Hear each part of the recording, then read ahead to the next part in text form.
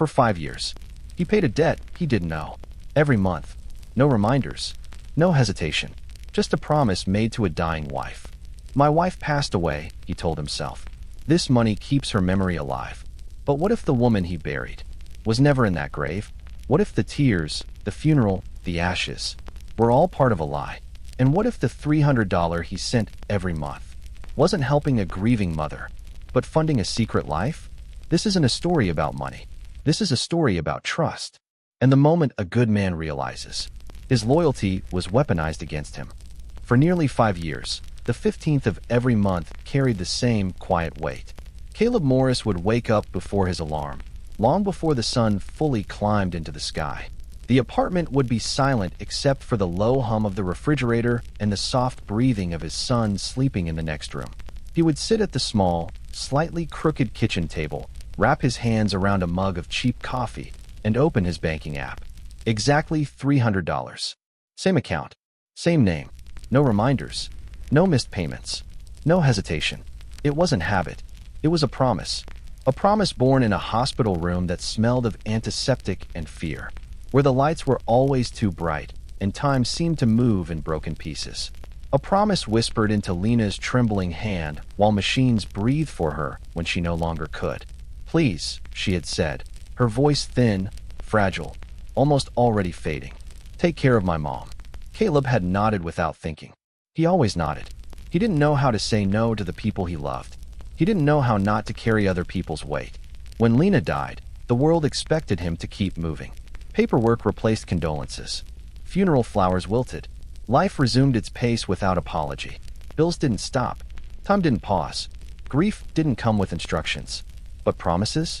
Promises stayed heavy.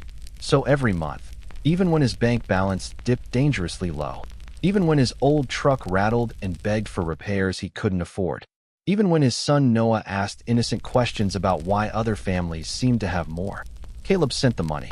Because in his mind, breaking that promise felt worse than being broke, worse than being tired, worse than being alone. Because that's what good men do. They keep their word, even when it costs them more than anyone will ever see.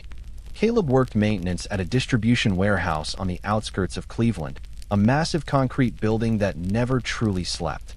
Day or night, trucks came and went, engines growling like impatient animals. Inside, the air always smelled faintly of oil, dust, and burnt coffee. His shift stretched 12 hours on most days, sometimes more. Concrete floors punished his knees. Flickering fluorescent lights buzzed overhead, drilling slowly into his skull. The job didn't offer pride or purpose, only predictability. Predictability paid the rent. Predictability kept the lights on. Predictability kept promises alive. Every morning followed the same ritual. Caleb woke Noah before sunrise, gently shaking his shoulder so he wouldn't startle him. Breakfast was simple. Toast if they had bread, cereal if they didn't.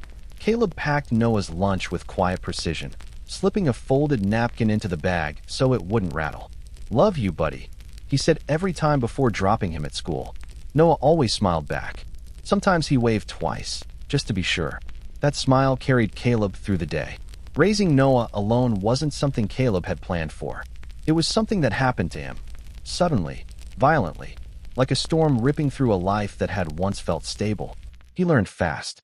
How to braid clumsy hair for school pictures. How to read report cards like legal documents. How to recognize the difference between a child's silence and a child's sadness. Noah was 8 years old now. Curious. Observant. Too observant. He noticed the cracks Caleb tried to hide. One night, as rain tapped softly against the kitchen window, they sat across from each other eating boxed mac and cheese. The cheap kind. The kind that never quite tasted like cheese, but pretended well enough. Noah stirred his bowl thoughtfully. "Dad," he asked, not looking up, "why do we never visit Grandma Diane?" The fork froze in Caleb's hand. He hadn't expected the question. Not then, not like that. Children always knew when to ask the hardest things. Always when defenses were down. "She lives far away," Caleb said after a pause. "And she's not well." Noah frowned. "Is she sick?" Caleb nodded slowly. "Yes, something like that." It wasn't entirely a lie. Diane was unwell, just not in the way children understood.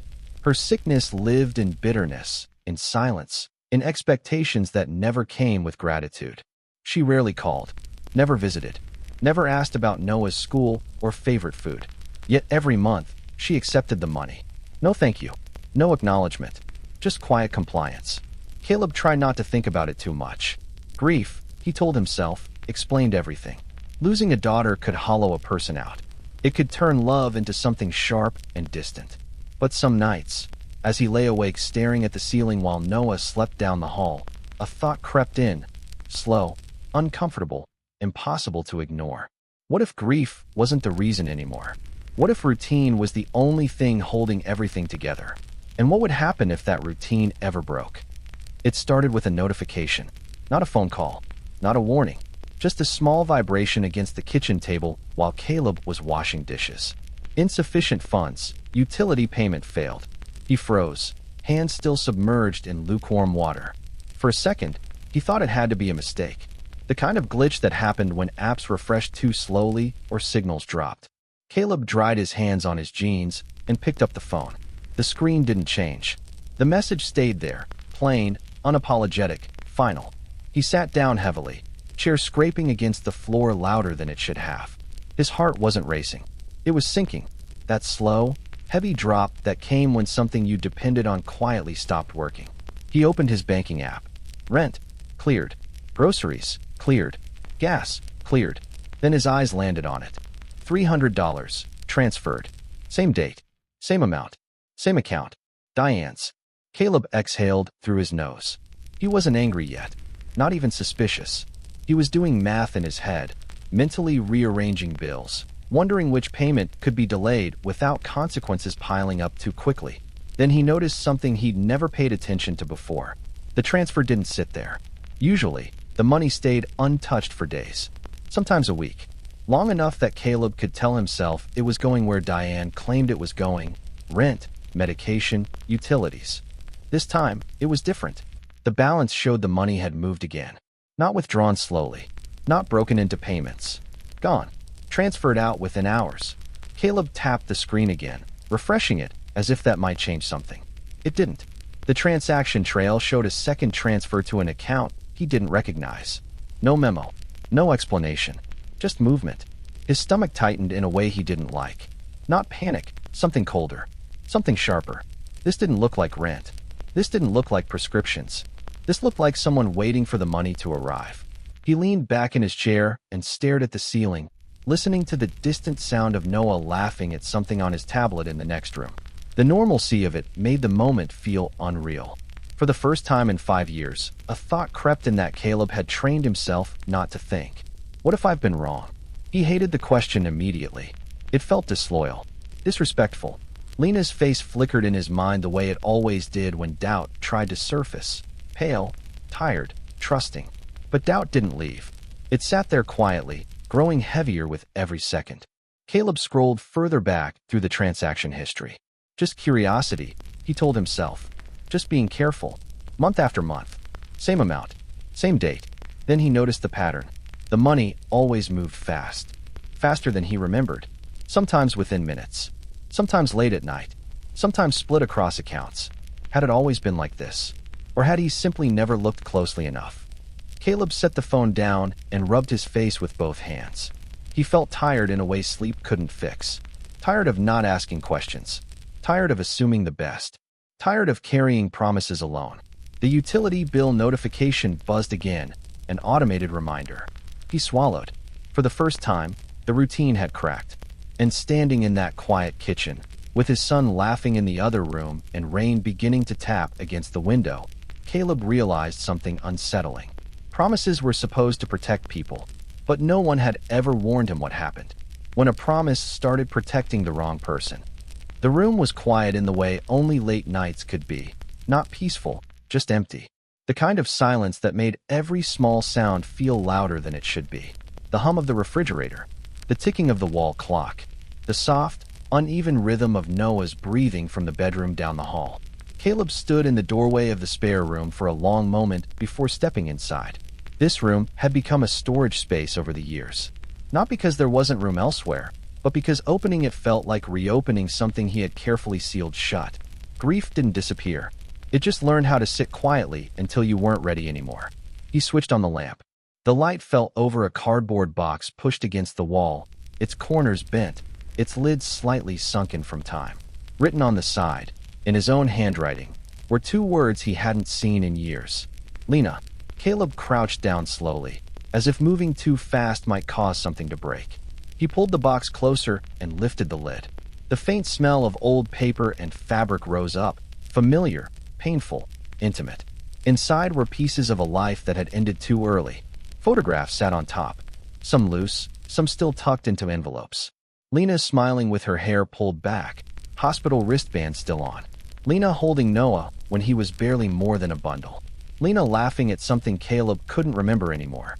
He swallowed and set the photos aside carefully, like they were fragile glass. Beneath them lay her bracelet, the one she'd worn through chemo, through doctor visits, through days when standing felt like climbing a mountain. He ran his thumb over the worn clasp, remembering how she used to fiddle with it when she was nervous. Caleb exhaled slowly. At the bottom of the box was a folded piece of paper. He recognized it immediately. The bank details. He unfolded it with deliberate care, smoothing the creases with his fingers. The handwriting was neat, slanted slightly to the right. Lena's handwriting. He'd seen it 1,000 times, on grocery lists, sticky notes, birthday cards. If anything happens, she'd written at the top, "Make sure Noah is taken care of." Caleb's chest tightened. He stared at the numbers, the routing code, the name beneath it. Diane's account. The one he had memorized without realizing it. The one he had trusted. He folded the paper again and was about to put it back when something slid free and drifted onto the floor. Another card. He frowned and picked it up. It was thinner than the others. Cream-colored. Slightly yellowed at the edges. A condolence card. Caleb turned it over slowly. With deepest sympathy. Inside, a short message had been written. Generic words. The kind people sent when they didn't know what to say. "I'm so sorry for your loss. Lena was a beautiful soul. If you need anything, I'm here." Signed at the bottom. Diane. Caleb stared at the name longer than necessary. At first, nothing felt wrong. It was just a card. Just another reminder of those early days when everyone promised support and slowly disappeared. Then his eyes shifted. Back to the folded bank paper. Back to the condolence card. Something about the way the letters sat on the page tugged at him. He laid both papers side by side on the floor. The room seemed to grow colder. Lena's handwriting was tight, careful, almost disciplined. Each letter stood firmly, evenly spaced, like she was making sure her words stayed in line. Even her numbers were precise. The condolence card was different. The letters were looser. Some leaned left, others right. The loops were wider. The pressure uneven, heavy in some places, light in others. Certain letters were formed completely differently. Caleb's heart began to beat faster. He told himself not to jump to conclusions. People wrote differently when emotional, when rushed, when sad, but the differences were too many. He traced a finger under Lena's writing, then under Diane's. This wasn't emotion. This was someone else's hand. A strange heat crawled up Caleb's neck. His pulse thudded in his ears, loud enough that he was sure it could wake Noah. Grief had made him careless. He saw that now. In those early months, he hadn't questioned anything. He hadn't compared. He hadn't slowed down enough to notice details. He had been surviving, not observing. And Diane had been there. Always there. Too quickly. Too efficiently. Caleb sat back against the wall, both papers still spread on the floor in front of him. His thoughts raced, colliding into one another. If Lena wrote the bank details herself, then who wrote the condolence card? If Diane didn't write it, then why sign it? And if she had lied about something this small, what else had she lied about? A soft creak sounded from the hallway. Caleb froze. "Dad." Noah's voice was sleepy, confused. Caleb quickly folded the papers and slid them back into the box, his movements rushed but careful. He closed the lid and stood just as Noah appeared in the doorway, rubbing his eyes. "Bad dream," Noah mumbled. Caleb forced a calm smile and opened his arms. Noah walked straight into them, pressing his face into Caleb's chest. "It's okay," Caleb said softly, though his mind was anything but. "I've got you." As he held his son, Caleb stared past him at the closed box. The first crack had already formed. Now he knew where to look. And for the first time since Lena's death, Caleb understood something terrifying and undeniable. The truth hadn't been hidden. It had been sitting quietly in his house all along. waiting for him to be ready to see it. The next morning felt heavier than usual. Caleb barely slept. His mind kept replaying the same images over and over. Lena's handwriting, the condolence card, the small details he should have noticed years ago. By the time sunlight crept through the blinds, his chest already felt tight, like the day itself was pressing down on him. He dropped Noah off at school in silence, forcing a smile that didn't reach his eyes. As soon as the car door closed, Caleb sat behind the wheel for a long moment, gripping it tightly, breathing slow and controlled. He wasn't ready to confront anyone yet. Not Diane. Not the bank. He needed facts first. That's why he drove across town to a small cafe near the financial district. Quiet, neutral, and far away from places that carried memories. The kind of place where conversation stayed low and private. Aaron was already there when Caleb arrived. They had been friends since college. Aaron was the kind of person who noticed details others missed. Calm, methodical. He now worked in fraud detection at a regional bank, a job that required patience and a strong stomach. Caleb slid into the chair across from him, wrapping both hands around his coffee like he needed the warmth to stay grounded. They talked about nothing at first. Work, traffic, Noah's school. Caleb took his time. He didn't rush. He didn't accuse. Panic would only blur things. He had learned that much from loss. Finally, he looked up and asked casually, "Can I ask you something professional?" Aaron raised an eyebrow slightly. "That depends." Caleb took a breath. "If an account looks normal on the surface, but something feels off, would you notice?" Aaron didn't answer right away. He leaned back in his chair, studying Caleb's face instead of his words. He'd known Caleb long enough to hear what wasn't being said. "Whose account?" Aaron asked carefully. Caleb shook his head. "I'm not naming names. I just want to understand." That was when Aaron hesitated. Not the kind of hesitation that came from confusion, but from caution. Then he nodded slowly. "Yes," Aaron said. "If it's my job, I'd notice." Caleb slid his phone across the table and unlocked it. No passwords. No secrecy. Just quiet trust. "I wrote down what I could remember," Caleb said. "Rough dates. Transfers. Amounts." Aaron studied the screen. At first, his expression stayed neutral. Professional. But as he scrolled, something changed. His jaw tightened. His eyes narrowed slightly. "This doesn't belong to an elderly woman on a fixed income," Aaron said slowly. Caleb's stomach dropped. Aaron turned the phone back toward him and began explaining. Not dramatically, not emotionally. Just facts. "There are patterns here," he continued. "Regular incoming deposits from different sources. Not pensions. Not Social Security. Some of these look like structured transfers, designed to avoid attention." Caleb felt hollow, like the air had been pulled out of his chest. Aaron tapped the screen. "And this isn't normal either. Withdrawals timed right after deposits. Almost like someone is waiting for money to clear before moving it." "Moving it where?" Caleb asked quietly. Aaron didn't answer immediately. "Different accounts," he finally said. "Different names." That was the moment the truth fully settled. Not suspicion. Not doubt. Confirmation. Caleb stared down at the table, his coffee untouched, now cold. He thought of every time Diane had reassured him. Every time she said, "I'm just helping." Every time he had trusted her, because trusting felt easier than questioning. Aaron lowered his voice. "Caleb, this isn't just messy. It's deliberate." Caleb swallowed. "How long?" Aaron checked the dates again. "Years."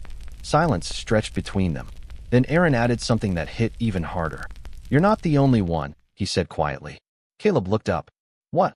"I've seen accounts like this before," Aaron continued. "Different families. Different stories. Same pattern. Someone close. Someone trusted. Someone who steps in when people are grieving." Caleb felt a chill crawl up his spine. "So what happens now?" he asked. Aaron met his eyes. "Now you stop assuming this was an accident." Caleb nodded slowly. He didn't feel angry yet. He felt awake. And once you see the truth clearly, there's no going back to sleep. The account address wasn't Diane's. It belonged to an apartment complex near downtown. Caleb drove there after work. He didn't know what he expected, but when the building manager checked the records, the name nearly stopped his heart. Lena Morris. Alive. Active lease. 3 years running. Caleb asked to see security footage. And there she was. Thinner. Different hair. But unmistakable. His wife. Caleb sat in his truck for nearly an hour. His hands shook. Lena hadn't died. She had disappeared. while he buried ashes that weren't hers, while he worked overtime, while he raised their child alone. She had been living, spending, planning. The $300 wasn't supporting a grieving mother. It was funding a new life. Caleb hired a private investigator. Records unraveled fast. Fake death certificate, insurance payout, multiple identities. Diane wasn't a victim. She was a partner. They had targeted men like Caleb, men who loved deeply, men who kept promises. When Caleb stopped the payments, the phone rang within hours. Diane didn't sound weak anymore. She sounded angry. "You don't get to stop," she hissed. "She trusted you." Caleb stayed calm. "I found the apartment," he said. The line went silent. They met at a public park. Caleb wore a wire. Diane talked. She always liked control too much to stay quiet. By the time she realized, federal agents were already walking toward her. They met at a public park. Caleb wore a wire. Diane talked. She always liked control too much to stay quiet. By the time she realized, federal agents were already walking toward her. Restitution came slowly, but peace came faster. Caleb put the $300 into a savings account for Noah. They bought a used bike, then a dog. Life didn't become perfect, but it became real. Years later, Noah asked again, "Dad, what happened to Mom?" Caleb didn't lie. He told the truth. And Noah nodded. "Then I'm glad you stayed," he said. Caleb kept his promise, just not the one that trapped him. He learned that love doesn't mean sacrificing yourself forever, and that loyalty doesn't belong to lies. Sometimes, the bravest thing you can do is stop paying for a story. That was never true. Caleb didn't lose his wife the day she disappeared. He lost her the moment she chose deception over honesty. For years, he thought love meant sacrifice, that loyalty meant silence, that keeping promises meant never asking questions. But the truth taught him something far more painful and far more powerful. Love that demands blindness is not love. Promises built on lies are not promises, and grief should never be used as a leash. Caleb didn't stop being a good man when he stopped sending the money. He became a stronger one. Because sometimes the bravest thing you can do is accept that the story you believed in was never real. And when you finally stop paying for lies, you don't lose love. You reclaim your life. If this story made you uncomfortable, that's because it's real. And if it made you think, then it already did its job.